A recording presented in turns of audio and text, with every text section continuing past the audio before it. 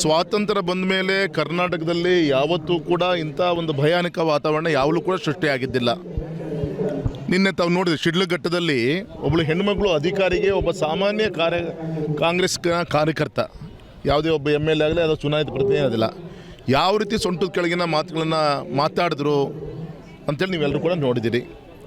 ಗೌರವಂತ ಮುಖ್ಯಮಂತ್ರಿಗಳು ಇದ್ದಂಥ ವೇದಿಕೆಯಲ್ಲಿ ಒಬ್ಬ ಪೊಲೀಸ್ ಇನ್ಸ್ಪೆಕ್ಟರ್ ಕೈ ಎತ್ತುವಂಥ ಒಂದು ಪರಿಸ್ಥಿತಿ ಬಂದಿದ್ದು ನಿಮಗೆ ನೆನಪಿರೋಂಥ ವಿಚಾರ. ನಮ್ಮ ಶಿವಮೊಗ್ಗದಲ್ಲಿ ಎಸ್ ಟಿ ನಿಗಮದ ಒಬ್ಬ ಅಧಿಕಾರಿ ನೇಣು ಹಾಕ್ಕೊಂಡ್ರು. ಅಂದರೆ ಈ ರೀತಿ ಕಾರ್ಯಾಂಗ ಹೆದರಿಸ್ಕೊಂಡು ಧಮಕಿ ಹಾಕ್ಕೊಂಡು ಈ ರೀತಿಯಂಥ ಒಂದು ಕೆಲಸ ಇವತ್ತೇನು ಕರ್ನಾಟಕದಲ್ಲಿ ನಡೀತಾ ಇದೆ. ಇನ್ನಾದರೂ ಕೂಡ ಈ ಸಂಕ್ರಾಂತಿ ಹಬ್ಬದ ಸಂದರ್ಭದಲ್ಲಿ ಸಂಕಲ್ಪ ಮಾಡಲಿ. ಇನ್ನು ಉಳಿದಂಥ ಇವ್ರಿಗೆ 2.5 ವರ್ಷ 100 ಆಮೇಲೆ ಮತ್ತೇನು ಜನ ಏನು ಆಶೀರ್ವಾದನೆ ಮಾಡಲ್ಲ. ಮಾಡಿದಂಥ ಒಂದು ತಪ್ಪಿಗೆ ಪಶ್ಚಾತ್ತಾಪವನ್ನು ಕೂಡ ವ್ಯಕ್ತಪಡಿಸ್ತಾ ಇದ್ದಾರೆ. ಇನ್ನಾದರೂ ಕೂಡ ಜನರ ಅಪೇಕ್ಷೆ ತಕ್ಕಂತೆ ಕೇವಲ ಗ್ಯಾರಂಟಿ ಅಂದ್ಕೊಂಡು ಇನ್ನು ಉಳಿದಂಥ ವಿಚಾರಗಳಲ್ಲಿ ಅಭಿವೃದ್ಧಿ ಹೀನ ರಾಜ್ಯ ಏನಾಗಿದೆ ಶಕ್ತಿ ತುಂಬಂಥ ಕಾರ್ಯವನ್ನು ಮಾಡಲಿ ಅಂತೇಳಿ ಈ ಸಂದರ್ಭದಲ್ಲಿ ದೇವರಲ್ಲಿ ನಾನು ಕೇಳ್ಕೊತೀನಿ. ಅಲ್ಲ, ಈ ಅದು ಪ್ರಶ್ನೆನೇ ಉದ್ಭವ ಆಗಲ್ಲ. ಈಗ ಆಲ್ರೆಡಿ ಗೌರವಾನ್ವಿತ ವಿಜಯೇಂದ್ರ ಅವರು ರಾಜ್ಯಾಧ್ಯಕ್ಷರು, ಮುಂದುವರಿಯೋದು ಹಿಂದುವರಿಯೋದು ಪ್ರಶ್ನೆನೇ ಉದ್ಭವ ಆಗಲ್ಲ. ಅವ್ರ ನೇತೃತ್ವದಲ್ಲಿ ಇವತ್ತು ಸಂಘಟನೆ ಕೆಲಸ ನಮ್ಮ ಕೇಂದ್ರದ ಹೈಕಮಾಂಡ್ ತೀರ್ಮಾನದಂತೆ ಇವತ್ತು ಅವರು ಕೆಲಸವನ್ನು ಮಾಡ್ತಿದ್ದಾರೆ. ತಾವೇ ಯೋಚನೆ ಮಾಡಿ ಕಳೆದ 15 ದಿನದಲ್ಲಿ ಇಡೀ ರಾಜ್ಯದ 30 ಜಿಲ್ಲೆಗಳ ದಿನಕ್ಕೆ 4 ಜಿಲ್ಲೆಗಳಂತೆ ಸಂಘಟನಾತ್ಮಕವಾದಂಥ ಚರ್ಚೆಗಳಿರ್ಬೋದು, ಯಾವುದೇ ಒಂದು ಸವಾಲಿನ ಸಂದರ್ಭದಲ್ಲಿ ಪಾದಯಾತ್ರೆ ಮುಖಾಂತರ ಕಾರ್ಯಕರ್ತರಿಗೆ ಒಂದು ವಿಶ್ವಾಸ ತುಂಬುವ ಮುಖಾಂತರ ಒಂದು ಅಧಿಕೃತ ವಿರೋಧ ಪಕ್ಷವಾಗಿ ಯಾವ ರೀತಿ ಕೆಲಸವನ್ನು ಮಾಡ್ಬೋದು ಅನ್ನೋದು ವಿಜೇಂದ್ರ ಇವತ್ತು ಈ ರಾಜ್ಯಕ್ಕೆ ತೋರಿಸ್ಕೊಂಡಂಥ ಕೆಲಸವನ್ನು ಮಾಡಿದ್ದಾರೆ. ಹಾಗಾಗಿ ಇವತ್ತು ವಿಶ್ವಾಸ ಇದೆ ಜನರಿಗೆಲ್ಲರೂ ಕೂಡ ಅವರ ನೇತೃತ್ವದಲ್ಲಿ ಸಂಘಟನೆಯನ್ನು ಕಟ್ಟುವಂಥ ಕಾರ್ಯ ಇವತ್ತು ಆಗ್ತಾ ಇದೆ ಸರ್.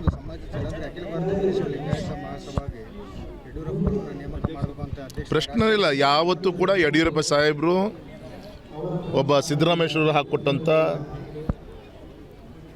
ಕಾಯಕ ಯೋಗಿಯಾಗಿ ಎಲ್ಲ ಸಮಾಜನ ಕೂಡ ಒಟ್ಟಾಗಿ ತೆಗೆದುಕೊಂಡಂಥ ಕೆಲಸವನ್ನು ಯಡಿಯೂರಪ್ಪ ಸಾಹೇಬರು ಮಾಡ್ಕೊಂಡ್ಬಂದಿದ್ದಾರೆ.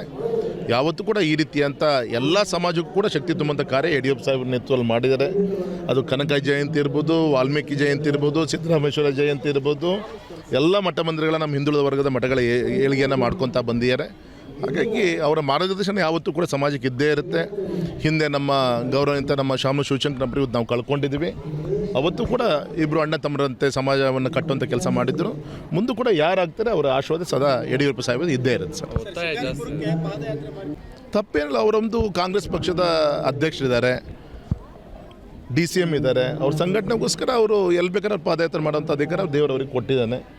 ನಾವು ವಿರೋಧ ಪಕ್ಷವನ್ನು ನಾವೇನು ಅದನ್ನು ಎದುರಿಸಬೇಕು. ಯಾಕಂದರೆ ಇಲ್ಲಿ ನವೀನ ಸಂಗತಿ ಏನಂದರೆ ಮೋದಿಜಿಯವರು ಕೊಟ್ಟಂಥ ಯಾವುದೇ ಕಾರ್ಯಕ್ರಮ ಕೊಟ್ಟು ಕೂಡ ವಿರೋಧ ಮಾಡಬೇಕು ಅನ್ನೋ ಒಂದು ಮನಸ್ಥಿತಿ ನಮ್ಮ ಕಾಂಗ್ರೆಸ್ಸಿನ ಮುಖಂಡರುಗಳು ಬಂದಿರೋದು. ನಿಮಗೆ ಗೊತ್ತಿರುವುದು ಈಗ SIR ವಿಚಾರದಲ್ಲಿ special intensive voter list revision ಏನು ನಡೀತಾ ಇದೆ.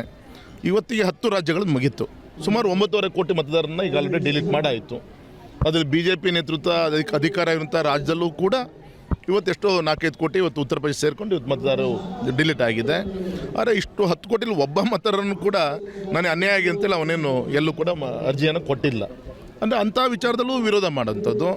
ಇವತ್ತು ನೆಹರು ಹೆಸರು ಇಟ್ಕೊಂಡು ನರೇಗಾದಿದ್ದನ್ನು 2009ರಲ್ಲಿ MP ಎಲೆಕ್ಷನ್ಗೆ ಮಹಾತ್ಮ ಗಾಂಧೀಜಿ ಹೆಸರು ಹಾಕೊಂಡ್ರೆ ನಮಗೆ ಓಟ್ ಬರುತ್ತೆ ಅಂತೇಳಿ ಮನರೇಗ ಮಾಡ್ಕೊಂಡಂಥವ್ರು ಇವತ್ತು ಮೋದಿಜಿಯವರು ಸಾಕಷ್ಟು ತಿದ್ದುಪಡಿಗಳನ್ನ ತಂದು ಈ ಒಂದು ವಿಕಸಿತ ಭಾರತ ಜಿ ಅಂದರೆ ಜಿ ಅದಕ್ಕೆ ರಾಮ ಅಂತ ನಾವೇನು ಹೆಸರಿಡಿಲ್ಲ, ಅದೇನು ಶಾರ್ಟ್ ಫಾರ್ಮಲ್ಲಿ ಅದನ್ನು ಹೇಳ್ತೀವಿ. ಅಂದರೆ ರಾಮ ಅಂತ ಬಂದಿದ್ದಕ್ಕೆ ಇವರಿಗೆ ಇಷ್ಟೊಂದು ಇವರಿಗೆ ಗಡಿಬಿಡಿ ಆಗುತ್ತೆ ಅಂದಿದ್ರೆ ಅಕಸ್ಮಾತ್ ಪುಣ್ಯಾತ್ಮ ಗಾಂಧೀಜಿಯವರು ಇದ್ದಿದ್ರು ಕೂಡ ಅವರು ವಿರೋಧ ಮಾಡ್ತಿದ್ದಿಲ್ಲ ಇವತ್ತು. ಯಾಕಂದರೆ ಅಷ್ಟೊಂದೊಂದು ಬದಲಾವಣೆಯನ್ನು ಈ ಕಾರ್ಯಕ್ರಮದಲ್ಲಿ ಮೋದಿಜಿಯವರು ಕೊಡುವಂಥ ಕೆಲಸ ಮಾಡಿದ್ದಾರೆ. ಕೃಷಿ ಚಟುವಟಿಕೆ ಸಂದರ್ಭ ತೊಂದರೆ ಆಗಬಾರ್ದು. ಅಲ್ಲ, ಸ್ವಾತಂತ್ರ್ಯ ಬಂದ ಮೇಲೆ ಕರ್ನಾಟಕದಲ್ಲಿ ಯಾವತ್ತೂ ಕೂಡ ಇಂಥ ಒಂದು ಭಯಾನಕ ವಾತಾವರಣ ಯಾವಲೂ ಕೂಡ ಸೃಷ್ಟಿಯಾಗಿದ್ದಿಲ್ಲ. ನಿನ್ನೆ ತಾವು ನೋಡಿದ್ರೆ ಶಿಡ್ಲಘಟ್ಟದಲ್ಲಿ ಒಬ್ಬಳು ಹೆಣ್ಮಗಳು ಅಧಿಕಾರಿಗೆ ಒಬ್ಬ ಸಾಮಾನ್ಯ ಕಾಂಗ್ರೆಸ್ ಕಾರ್ಯಕರ್ತ, ಯಾವುದೇ ಒಬ್ಬ MLA ಆಗಲಿ ಅದು ಚುನಾಯಿತ ಪ್ರತಿನಿಧಿ ಅದಿಲ್ಲ, ಯಾವ ರೀತಿ ಸೊಂಟದ ಕೆಳಗಿನ ಮಾತುಗಳನ್ನು ಮಾತಾಡಿದ್ರು ಅಂಥೇಳಿ ನೀವೆಲ್ಲರೂ ಕೂಡ ನೋಡಿದ್ದೀರಿ. ಗೌರವಂತ ಮುಖ್ಯಮಂತ್ರಿಗಳು ಇದ್ದಂಥ ವೇದಿಕೆಯಲ್ಲಿ ಒಬ್ಬ ಪೊಲೀಸ್ ಇನ್ಸ್ಪೆಕ್ಟರ್ ಕೈ ಎತ್ತುವಂಥ ಒಂದು ಪರಿಸ್ಥಿತಿ ಬಂದಿದ್ದು ನಿಮಗೆ ನೆನಪಿರೋಂಥ ವಿಚಾರ. ನಮ್ಮ ಶಿವಮೊಗ್ಗದಲ್ಲಿ ಎಸ್ ಟಿ ನಿಗಮದ ಒಬ್ಬ ಅಧಿಕಾರಿ ನೇಣು ಹಾಕ್ಕೊಂಡ್ರು. ಅಂದರೆ ಈ ರೀತಿ ಕಾರ್ಯಾಂಗ ಹೆದರಿಸ್ಕೊಂಡು ಧಮಕಿ ಹಾಕ್ಕೊಂಡು ಈ ರೀತಿಯಂಥ ಒಂದು ಕೆಲಸ ಇವತ್ತೇನು ಕರ್ನಾಟಕದಲ್ಲಿ ನಡೀತಾ ಇದೆ. ಇನ್ನಾದರೂ ಕೂಡ ಈ ಸಂಕ್ರಾಂತಿ ಹಬ್ಬದ ಸಂದರ್ಭದಲ್ಲಿ ಸಂಕಲ್ಪ ಮಾಡಲಿ. ಇನ್ನು ಉಳಿದಂಥ ಇವ್ರಿಗೆ 2.5 ವರ್ಷ 100 ಆಮೇಲೆ ಮತ್ತೇನು ಜನ ಏನು ಆಶೀರ್ವಾದ ಮಾಡಲ್ಲ. ಮಾಡಿದಂಥ ಒಂದು ತಪ್ಪಿಗೆ ಪಶ್ಚಾತ್ತಾಪವನ್ನು ಕೂಡ ವ್ಯಕ್ತಪಡಿಸ್ತಾ ಇದ್ದಾರೆ. ಇನ್ನಾದರೂ ಕೂಡ ಜನರ ಅಪೇಕ್ಷೆ ತಕ್ಕಂತೆ ಕೇವಲ ಗ್ಯಾರಂಟಿ ಅಂದ್ಕೊಂಡು ಇನ್ನು ಉಳಿದಂಥ ವಿಚಾರಗಳಲ್ಲಿ ಅಭಿವೃದ್ಧಿಹೀನ ರಾಜ್ಯ ಏನಾಗಿದೆ ಶಕ್ತಿ ತುಂಬಂಥ ಕಾರ್ಯವನ್ನು ಮಾಡಲಿ ಅಂತೇಳಿ ಈ ಸಂದರ್ಭದಲ್ಲಿ ದೇವರಲ್ಲಿ ನಾನು ಕೇಳ್ಕೊತೀನಿ. ಬಿಜೆಪಿ ರಾಜ್ಯಾಧ್ಯಕ್ಷರಾಗಿ ವಿಜೇಂದ್ರ ಅವರು ಮುಂದುವರಿತಾರೆ ಹೇಗೆ ಸರ್? ಅಲ್ಲ, ಈ ಅದು ಪ್ರಶ್ನೆನೇ ಉದ್ಭವ ಆಗಲ್ಲ. ಈಗ ಆಲ್ರೆಡಿ ಗೌರವಾನ್ವಿತ ವಿಜೇಂದ್ರ ಅವರು ರಾಜ್ಯಾಧ್ಯಕ್ಷರು, ಮುಂದುವರಿಯೋದು ಹಿಂದುವರಿಯೋದು ಪ್ರಶ್ನೆನೇ ಉದ್ಭವ ಆಗಲ್ಲ. ಅವ್ರ ನೇತೃತ್ವದಲ್ಲಿ ಇವತ್ತು ಸಂಘಟನೆ ಕೆಲಸ ನಮ್ಮ ಕೇಂದ್ರದ ಹೈಕಮಾಂಡ್ ತೀರ್ಮಾನದಂತೆ ಇವತ್ತು ಅವರು ಕೆಲಸವನ್ನು ಮಾಡ್ತಿದ್ದಾರೆ. ತಾವೇ ಯೋಚನೆ ಮಾಡಿ ಕಳೆದ 15 ದಿನದಲ್ಲಿ ಇಡೀ ರಾಜ್ಯದ 30 ಜಿಲ್ಲೆಗಳ ದಿನಕ್ಕೆ 4 ಜಿಲ್ಲೆಗಳಂತೆ ಸಂಘಟನಾತ್ಮಕವಾದಂಥ ಚರ್ಚೆಗಳಿರ್ಬೋದು, ಯಾವುದೇ ಒಂದು ಸವಾಲಿನ ಸಂದರ್ಭದಲ್ಲಿ ಪಾದಯಾತ್ರೆ ಮುಖಾಂತರ ಕಾರ್ಯಕರ್ತರಿಗೆ ಒಂದು ವಿಶ್ವಾಸ ತುಂಬುವ ಮುಖಾಂತರ ಒಂದು ಅಧಿಕೃತ ವಿರೋಧ ಪಕ್ಷವಾಗಿ ಯಾವ ರೀತಿ ಕೆಲಸವನ್ನು ಮಾಡ್ಬೋದು ಅನ್ನೋದು ವಿಜೇಂದ್ರ ಇವತ್ತು ಈ ರಾಜ್ಯಕ್ಕೆ ತೋರಿಸ್ಕೊಡೋಂಥ ಕೆಲಸವನ್ನು ಮಾಡಿದ್ದಾರೆ. ಹಾಗಾಗಿ ಇವತ್ತು ವಿಶ್ವಾಸ ಇದೆ ಜನರಿಗೆಲ್ಲರೂ ಕೂಡ ಅವರ ನೇತೃತ್ವದಲ್ಲಿ ಸಂಘಟನೆಯನ್ನು ಕಟ್ಟುವಂಥ ಕಾರ್ಯ ಇವತ್ತು ಆಗ್ತಾ ಇದೆ ಸರ್.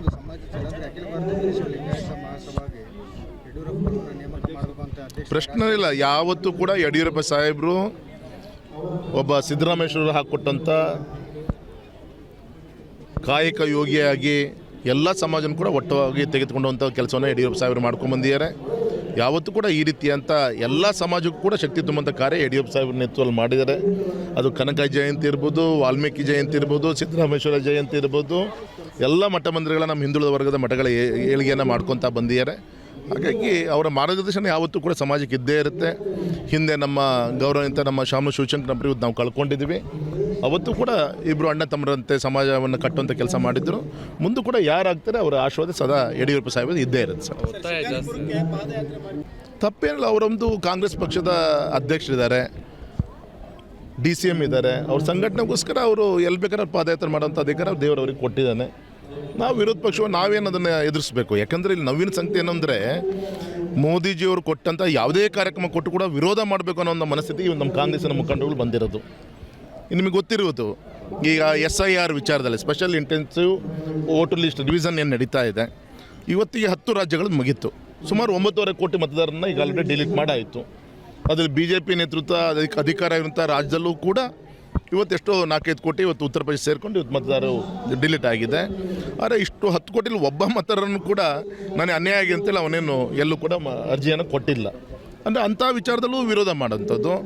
ಇವತ್ತು ನೆಹರು ಹೆಸರು ಇಟ್ಕೊಂಡು ನರೇಗಾದಿದ್ದನ್ನು 2009ರಲ್ಲಿ MP ಎಲೆಕ್ಷನ್ಗೆ ಮಹಾತ್ಮ ಗಾಂಧೀಜಿ ಹೆಸರು ಹಾಕೊಂಡ್ರೆ ನಮಗೆ ಓಟ್ ಬರುತ್ತೆ ಅಂತೇಳಿ ಮನರೇಗ ಮಾಡ್ಕೊಂಡಂಥವ್ರು ಇವತ್ತು ಮೋದಿಜಿಯವರು ಸಾಕಷ್ಟು ತಿದ್ದುಪಡಿಗಳನ್ನ ತಂದು ಈ ಒಂದು ವಿಕಸಿತ ಭಾರತ ಜಿರಾಮ್ಜಿ ಅಂದರೆ ಜಿರಾಮ್ಜಿ ಅದಕ್ಕೆ ರಾಮ ಅಂತ ನಾವೇನು ಹೆಸರಿಡಿಲ್ಲ, ಅದೇನು ಶಾರ್ಟ್ ಫಾರ್ಮಲ್ಲಿ ಅದನ್ನು ಹೇಳ್ತೀವಿ. ಅಂದರೆ ರಾಮ ಅಂತ ಬಂದಿದ್ದಕ್ಕೆ ಇವರಿಗೆ ಇಷ್ಟೊಂದು ಇವರಿಗೆ ಗಡಿಬಿಡಿ ಆಗುತ್ತೆ ಅಂದಿದ್ರೆ ಅಕಸ್ಮಾತ್ ಪುಣ್ಯಾತ್ಮ ಗಾಂಧೀಜಿಯವರು ಇದ್ದಿದ್ರು ಕೂಡ ಅವರು ವಿರೋಧ ಮಾಡ್ತಿದ್ದಿಲ್ಲ ಇವತ್ತು.